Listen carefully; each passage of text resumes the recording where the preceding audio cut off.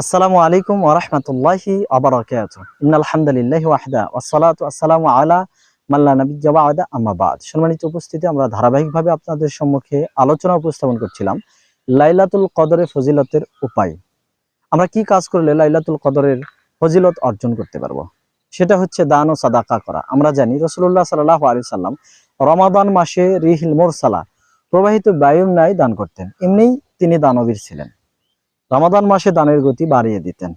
তিনি বলেছেন, আস-সাঈ আলাল আরমিলাতি আল মিসকিনি, যে ব্যক্তি মিসকিন এবং বিধবার ভরণ পোষণের দায়িত্ব নেয়, কাল মুজাহিদি ফি সাবিলিল্লাহ, সে যেন আল্লাহর রাস্তায় জিহাদরত অবস্থায় রয়েছে। সুবহানাল্লাহ। কাল্লাযী ইয়াসুমুন নাহারা ওয়া ইয়াকুমুল লাইল, এবং সে দিনের বেলা সিয়াম পালনকারী ও রাত্রে কিয়ামুল লাইল আদায়কারীর ন্যায় নেকি অর্জন করবে। সুবহানাল্লাহ। সম্মানিত উপস্থিতি, তাহলে আমরা এই 10 দিন মিসকিনের ভরণ পোষণের দায়িত্ব নিতে পারি। সারা বছরই নেওয়া উচিত, না পারলেও এই 10 দিন চেষ্টা করি বিধবাদের দায়িত্ব, ভরণ পোষণের দায়িত্ব নিয়ে নেই।